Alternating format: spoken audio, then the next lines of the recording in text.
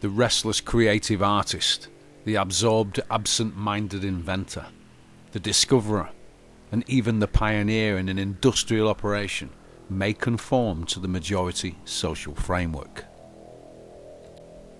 But is it always a problem to introduce unwelcome findings to the majority, who are absorbed in pleasing but fanciful and fallacious traditions which deny the reality of the findings? The enduring pages of history are finely etched with the record of dreamer enterprise which was diametrically opposed to the established concept of a particular time and place. But the dream helped build our civilization, despite majority disdain. It was thus from the time the fool threw black dirt into an open wood fire, and through such foolishness established the value and purpose of coal. He and an exclusive battalion of others represented what the majority was pleased to label crackpots, visionaries, dreamers, and madmen all. But they were famous experimenters and pure scientists, comprising the always ostracized civilization building clan. Their indomitable spirit was nourished by creative nectar, too potent for normal majority consumption. Such dreamers, forced to dwell in spacious loneliness, were, with but rare exception, compelled to fight alone. For it is most exceptional for members of the majority to risk their society's censor by open and active cooperation with an impetuous pilgrim from the realm where dreams, so full of reality, are incubated. The following, therefore, may serve as a timely guide for understanding values contributing towards civilization's development, and it may thereby permit easier comprehension of values this work is intended to present in terms that all may grasp. Socrates, the ancient and profound philosopher, was considered mad by the majority of his time and place. And the immortal Christus was denounced as mad on more than one occasion. We may read that the strangeness of Robert Fulton, who harboured an insane idea of harnessing steam for the propulsion of boats. History also records Benjamin Franklin's insane tampering with the elements by catching lightning with a stupid kite and key. The eccentricity of Thomas Edison is recalled. His particular insane notion was that of holding powerful electricity in a fragile glass bulb to produce electric lighting. Westinghouse had an equally insane idea of stopping monstrous locomotive and train with nothing more formidable than the release of air. That insanity gave us air brakes. Outstanding in the Dreamers' Hall of Fame is the name of Louis Pasteur. He was not a member of the medical fraternity of its time, but he contributed to medical science its most profound values.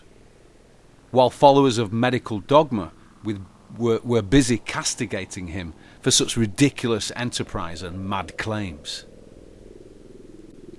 This limited review of the world's so-called eccentrics, crackpots, and impractical visionaries may be continued with a mention of Alexander Graham Bell's eccentricity. His plodding perseverance provided our telephone.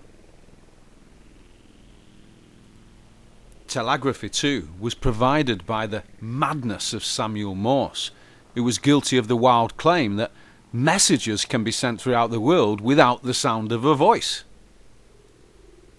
The entry is hardly dry on history's page, recording the Wright's folly. Such a term describes the majority opinion of Orville and Wilbur Wright.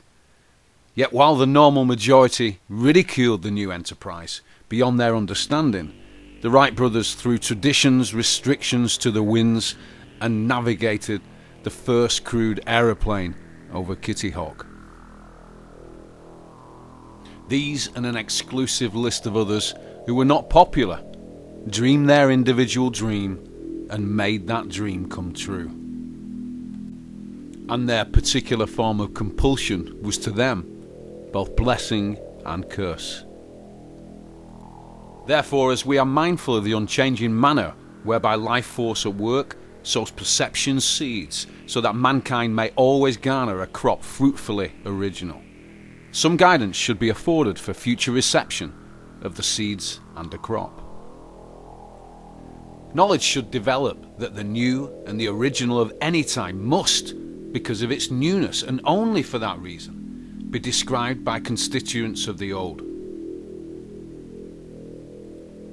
The old, the traditional and established, is always the sacred cow feeding on the clover of assumption in each time's pasture of cultivated and acceptable conceptional values.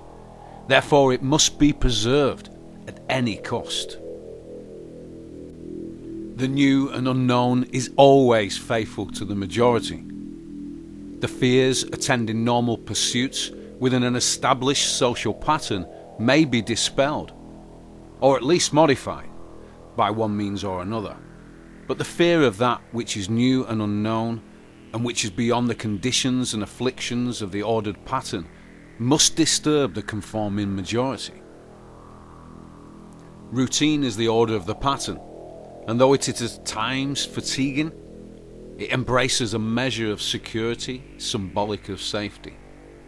Hence the new and the unknown must be in some measure resented, and must always fight for a hearing. My truth is the truth, so say we all. Thus, like the porcupine projecting its quills in sensing possible danger, the majority becomes automatized to throw against the new and the unknown the oral quills of scepticism, cynicism and ridicule, without even hearing values inherent in the new. They fear that the new might encroach upon or upset cherished beliefs.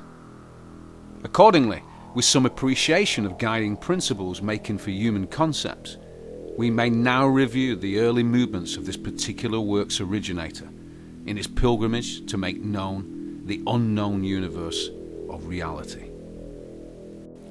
This extract was taken from a book called Worlds Beyond the Poles, Physical Continuity of the Universe, by a gentleman called F. AMADEO GIANNINI in 1959. The enclosed pages contain the first and only description of the realistic universe of land, water, oxygen and vegetation where human and other forms of animal life abound. This is not a work of fiction, nor is it a technical analysis of anything. It is a simple recital of fact which transcends the most elaborate fiction ever conceived. It is diametrically opposed to the assumptions and the mathematical conclusions of theorists and technicians throughout the ages. It is truth. These pages describe the physical land routes from the Earth to every land area of the universe about us, which is all land. Such routes extend from beyond the North Pole and South Pole, so-called ends of the Earth as decreed by theory. It would here be adequately shown that there are no northern or southern limits to the Earth.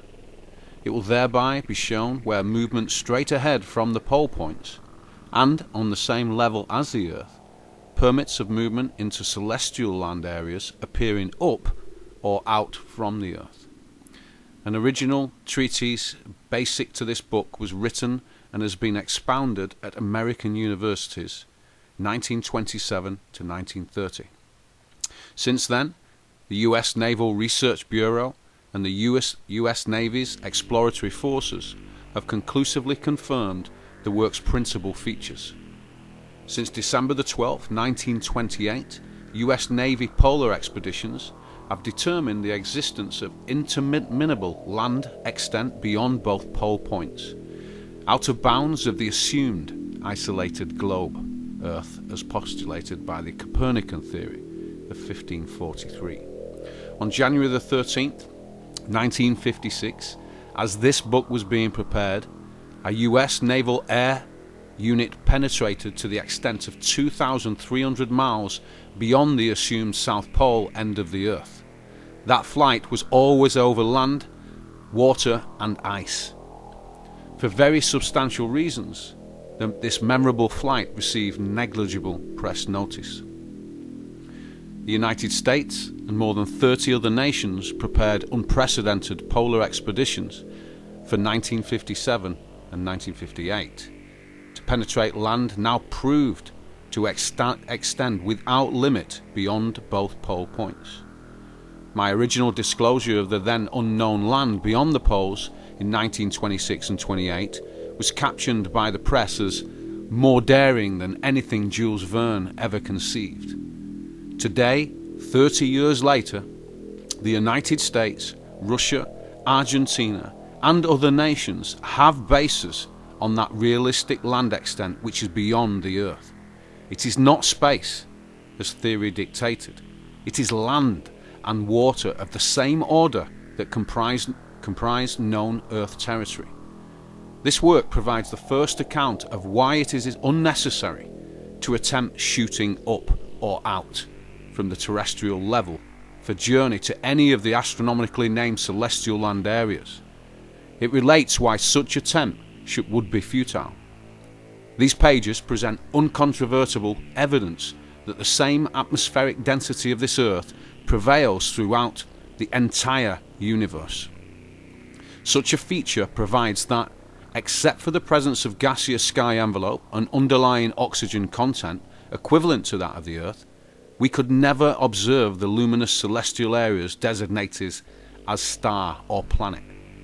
It is shown here that in a determination of realistic cosmic values, the observed luminous areas of the universe about us represent celestial sky areas, and that they are continuous and connected, as all areas of this Earth continuous and connected sky.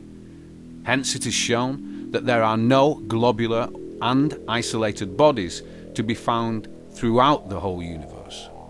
They are elements of lens deception. Accordingly, the absence of celestial bodies precludes any possibility of bodies circling or eclipsing in space. This work is radically and rightfully opposed to astronomical conclusions of all ages. It depicts the illusion developing from all telescopic observations and photographs of the universe about us. It clearly explains and vividly illustrates why those lens-developed illusions have been mistakenly accepted as facts. The book is therefore unparalleled in the long history of man's attempted interpretation and recording of the universe about us. It projects man's first understanding of the factual and endless universe, which contains human life throughout its vast length and width, regardless of all abstract theory to the contrary. This book brings many questions to the people looking deeper into their reality. If it's true or not, it states supposed facts to the contrary of what we've been told. Facts that many heads of nations know about. With the now transparency of the faked moon landings for all to see, it does seem logical that we question many things that we've been taught, including what the shape of the Earth really is. To find out more about your reality and listen to intelligent voices on this subject, to download a rough copy of Beyond the Poles, please visit www.flatearthscience.org.